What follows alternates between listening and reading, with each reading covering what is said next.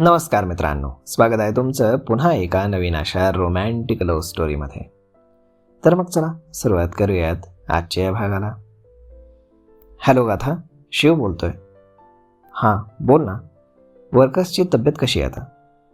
ते सगळे एकदम ठणठणीत आहेत. 1-2 दिवसात त्यांना डिस्चार्ज मिळेल. ग्रेट. शिव, त्यांचं बिल मी देणार आहे. बिलाचं कुठून आलं मध्येच गाथा? आम्ही मागितलं का बिल? मला कुणाचेही उपकार नको आहेत आणि त्या स्वार्थी माणसाचे तर अजिबात नकोत.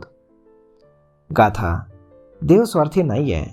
त्यानं जे काही केलं ते तुझ्या काळजीपोटी, तुझ्या प्रेमाखातर केलं, तुलाही माहीत आहे.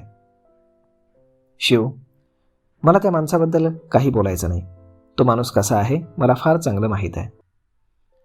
का नाही बोलायचं? असं विषय टाळून प्रॉब्लेम्स सॉल्व्ह होणार नाहीत गाथा. तुमच्या दोघांना समोरासमोर बसून सगळा गुंता सोडवावा लागेल.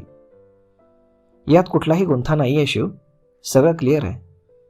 असो, मला मागच्या गोष्टी उकरून काढून त्रास करून घ्यायचा नाही. तोच त्रास कमी करण्यासाठी एकदा देवशी बोल गाथा, प्लीज.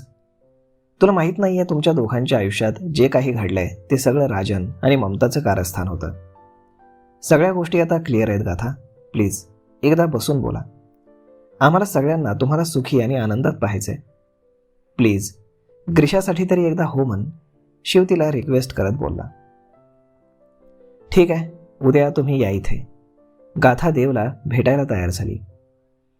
थँक्यू, शिव अगदी खुश होत बोलला आणि फोन कट केला. ती भेटायला तयार आहे देव. शिव देवकडे पाहून बोलला आणि देवलाही फार आनंद झाला. उद्या सगळं कळाल्यावरती ती मला जरूर माफ करेल आणि मी ग्रीशा आणि तिला या घरात घेऊन येईल, देव अगदी खुश होत बोलला.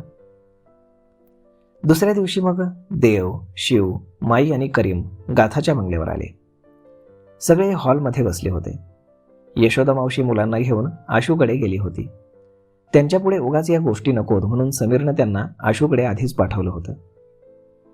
गाथा बाळा, काल शिवनं तुला सगळं सांगितलं असेल की तुमच्यासोबत जे काही झालं त्यात ममतासोबत राजनचाही मोठा हात होता. माई बोलली आणि ते ऐकून समीर आणि माया शॉक झाले.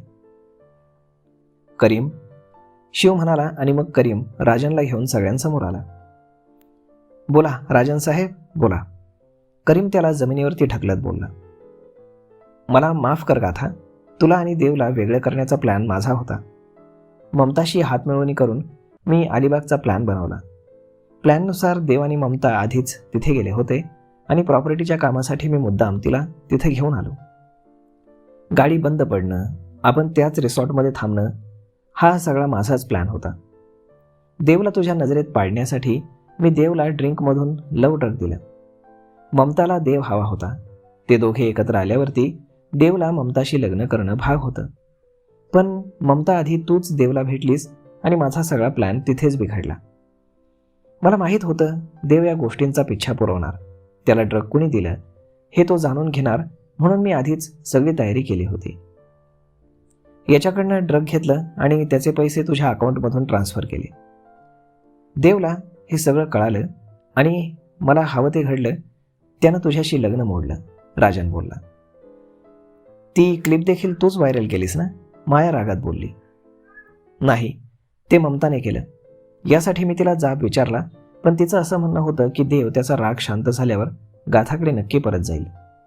तिला माहीत होतं देव किती गाथावरती प्रेम करू लागलाय, इतकं की तो तिच्याशिवाय आता राहूच शकत नाही. म्हणून तिनं ती क्लिप व्हायरल केली. बदनामी झाल्यावरती देव अजूनच गाथावरती चिडेल आणि त्यांच्यातील दुरावा अजूनच वाढेल. तुमच्या या स्वार्थीपणामुळे माझे बाबा गेले, माया रडत बोलली. आय एम सॉरी, मला माफ कर, मी चुकलो, राजन हात जोडून बोलला. इतका मोठा विश्वासघात राजन, समीर दुःखी होत बोलला.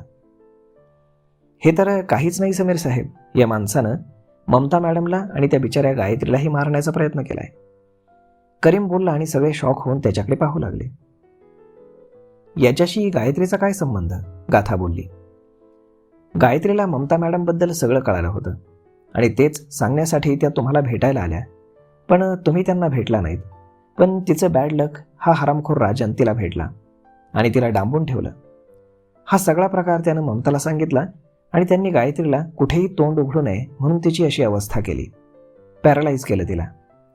तिच्या आईला या हरामखोरानं धमकावलं की याबद्दल कोणाला काही सांगितलं तर गायत्रीला जीवे मारेन, करीम बोलला. ती घाबरली आणि मुलीचा जीव वाचवण्यासाठी गप्प राहिली. पण म्हणतात ना, सत्य लपत नाही, ते समोर येतच. आशूनं ममताबद्दल देवला सांगितलं आणि देवनं अक्षयच्या मदतीनं त्याच्या फार्म हाऊसवरचं CCTV फुटेज शोधलं. त्यामध्ये ममता दोषी आढळली आणि सगळं कटकारस्थान उघडकीस आलं. हे जेव्हा राजनला कळालं तेव्हा त्यानं ममताला मुंबई सोडण्याचा सल्ला दिला आणि म्हणून ती महाबळेश्वरला निघाली आणि अर्ध्या रस्त्यातच तिचा ॲक्सिडेंट झाला. तोही या राजननंच घडवून आणला होता. शिव बोलला आणि सगळे अजूनच आश्चर्यचकित झाले.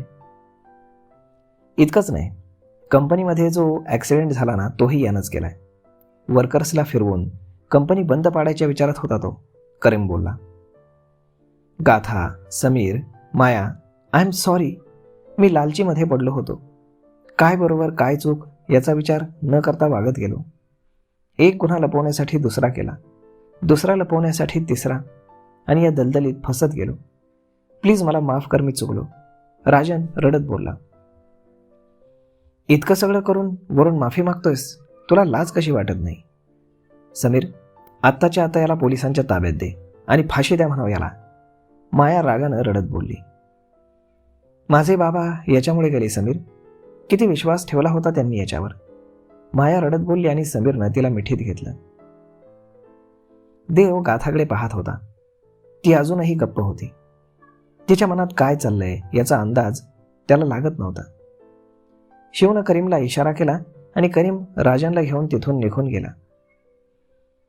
आता तर सगळ्यांना सगळं सत्य समजलं ना. यात ना गाथाचा दोष होता ना देवचा. परिस्थितीमुळे हा सगळा प्रकार घडला. यात गाथाचं फार मोठं नुकसान झालं, पण त्याला आपण कुणी काही करू शकत नाही. मी तुमच्यापेक्षा वयस्कर आहे, अनुभवी आहे, आयुष्यात बरेच चढउतार पाहिलेत आणि म्हणून सांगते, एकमेकांना माफ करा आणि सगळं विसरून आनंदानं राहा. गाथा बाळा, ग्रीशासाठी तू एक चान्स देवला द्यावा असं मी म्हणेन, माई बोलली.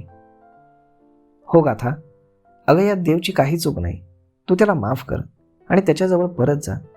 तो अजूनही तुझ्यावर फार प्रेम करतो, माया देखील बोलली. गाथा, तू गेल्यापासून तो एक रात्रही सुखानं झोपू शकला नाही. खूप शोधलं त्यानं तुला. मी पाहिली त्याची अवस्था. खूप एकटा झाला होता तो, शिव बोलला.